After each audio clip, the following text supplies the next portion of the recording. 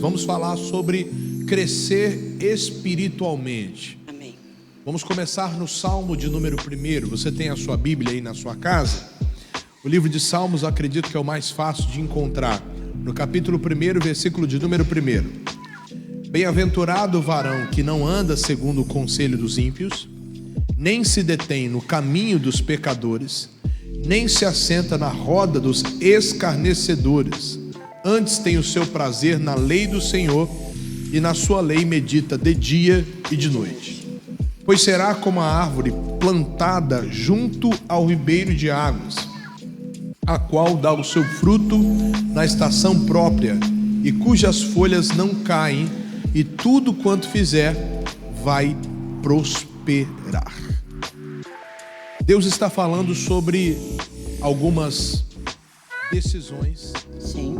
Que o ser humano que quer crescer tem que tomar. E quando ele toma essas decisões e se enraiza junto ao ribeiro, nós observamos que ele cresce, que ele dá fruto, que ele prospera e que ele avança. Pois bem, pastora Rosângela, nesse período de pandemia é essencial para o cristão crescer espiritualmente. E quais são os caminhos que essa pessoa que nos acompanha deve tomar para crescer espiritualmente nesse período de quarentena? Bom, muito pertinente esse Salmo 1, onde nos dá uma visão ampla e concreta com relação ao dia, ao tempo atual que nós estamos vivendo. Até porque, se nós ligarmos a televisão, se nós olharmos para um lado, para o outro, os maus rumores, eles nos rodeiam e nos impulsionam de tal maneira que mesmo nós sendo crentes, cristãos, e ficamos um pouquinho balanceados. O Salmo 1, ele diz, bem-aventurado o homem que não anda. Queridos, o único companheiro que a gente tem que ter para andar ligadinho, coladinho, se chama Jesus Cristo. E Jesus Cristo é a palavra.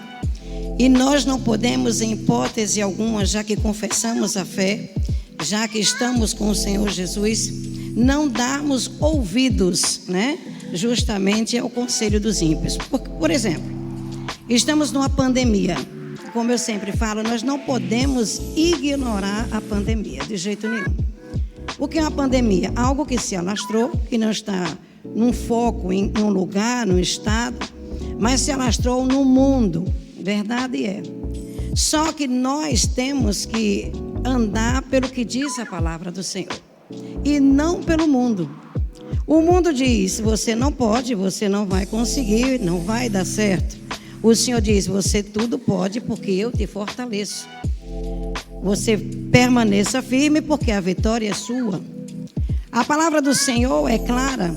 Quando ela diz, você está no ribeiro, você está tomando água pura, você está sentado, a sua raiz está sentada justamente à beira.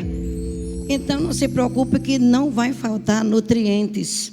Então eu não posso envolver o meu coração, os meus sentimentos como servo de Deus, até porque servo de Deus você não pode andar por sentimentos, até porque você já conhece que quando nós somos envolvidos pelos sentimentos, os nossos sentimentos eles são cegos por Satanás.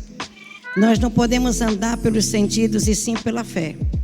Então quando eu ando na fé, eu estou justamente ouvindo a palavra e não me detendo aos conselhos. Aí veja bem, estamos com um problema sério. Digo problema, mas já está resolvido em nome de Jesus. Igreja não pode abrir. Ô pastora, mas está errado. Ô meu irmão, para onde é que você vai para a igreja? Você é doido. A pessoa não conhece a palavra, mas você conhece. Conhecereis a verdade e a verdade vos libertará. Nós já somos livres. Nós não andamos mais nos conselhos. Nós fomos levantados por Deus para ser o exemplo. São eles que não conhecem a palavra, que têm que andar segundo os nossos conselhos.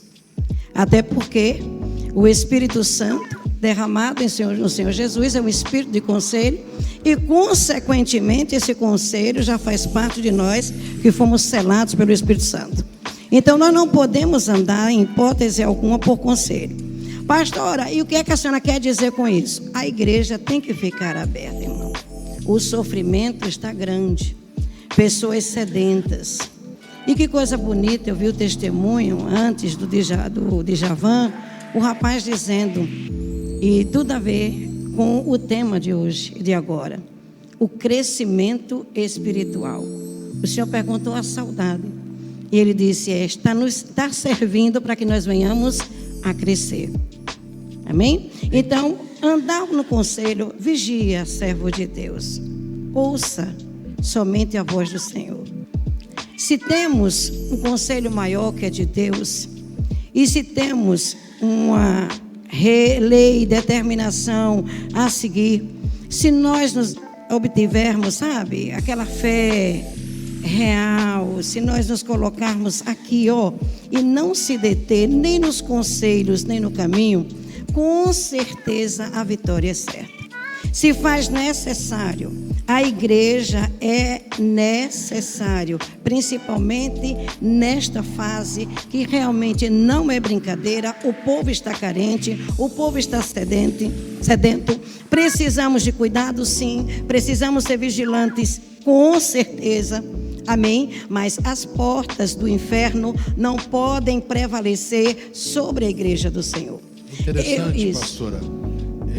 Pastor e pastor Rafael, crescer dói. Crescer dói. Eu vejo a exemplo, minha esposa está na 3ª gestação. E quanto mais a Laura cresce, mais ela reclama de dor. Ou seja, todo crescimento ele gera uma dor. Nós observamos em Ana, tanto em Ana e também em Samuel, que enquanto Ana era infantil, nada aconteceu com ela, mesmo ela indo ao templo de ano em ano, e mesmo o seu marido sendo uma bênção. Mas enquanto ela chorava e não comia, ela não crescia espiritualmente. Ou seja, não vinha o fruto dito no Salmo de número 1. Então é importante, mesmo em meio a situações difíceis e drásticas, olhar para a palavra. Como o Eucana, em 1 Samuel capítulo 1, estou citando, ele disse, Ana, não sou eu melhor do que 10 filhos?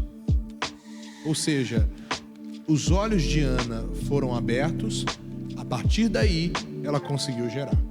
É verdade, pastor. Ana, ela teve que passar por um processo, um encontro com Deus. Ana, ela provou que Deus era bom.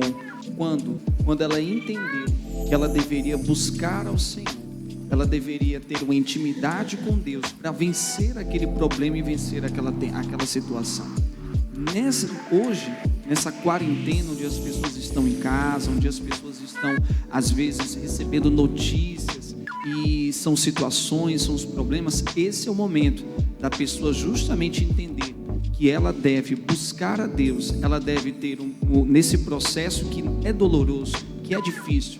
Como a pastora falou, todos nós queremos voltar aos cultos na igreja, isso é muito importante, porém, esse é o momento que nós vamos crescer, nós vamos amadurecer, nós vamos entender que nós dependemos de Deus e que sem Ele nós não somos nada. Então, foi o momento em que Ana realmente dobrou os joelhos e ela orou até obter a resposta. E esse é o momento de nós dobrarmos o nosso joelho e orarmos, porque assim nós iremos crescer e obtermos os resultados e as respostas. O filho de Ana, pastora, ele era também um pouco neófito, pois a voz de Deus ecoava e ele não compreendia. Existem muitas pessoas em casa agora que dizem assim, como eu faço para entender que Deus está falando comigo? Exemplo, vamos pegar uma situação que é muito comum, o namoro.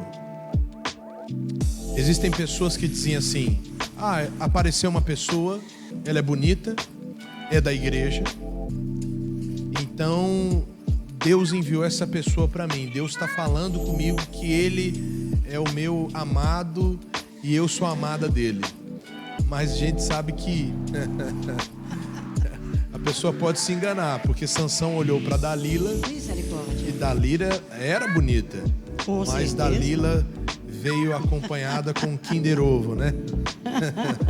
Veio com um veneno surpresa que fez com que Sansão perdesse a vida. Em Juízes 14 fala sobre isso. Então, como saber que é Deus falando com a pessoa? Com certeza, preste atenção. O senhor falou sobre Samuel, que coisa bonita, né? Deus estava se fazendo conhecer. E Samuel, a humildade de Samuel e a obediência. Não falemos somente, vamos dizer assim, a clareza, o nível de espiritualidade de Samuel, que ainda não estava formado. E é o que acontece conosco. Muitos de nós estamos na primeira carta de Coríntios, capítulo 14, versículo 20. Onde o Senhor, usando Paulo grandemente, ele diz: não sejais meninos no entendimento, mas sejais meninos na malícia. Muitos de nós, servos de Deus, essa época agora, em nome de Jesus, é uma época propícia, um terreno oh meu Deus do céu, sabe aquele terreno bonzinho, sabe, preparado para você e preparado para mim, para você fazer uma boa plantação, querido. O inimigo está querendo justamente afastar você, mas ele está errado. Ele já perdeu, porque ele está fazendo uma união, um laço familiar. Sua família vai sair mais forte disso. Você vai sair com a sede maravilhosa de vir para a igreja. Essa igreja, a igreja que o Senhor me deu e o Senhor me permite conduzir, misericórdia, vai ficar assim, em nome de Jesus. Sabe por quê? Porque nós estamos crescendo no entendimento. Esse coronavírus, o inimigo, a meta dele é matar, roubar e destruir.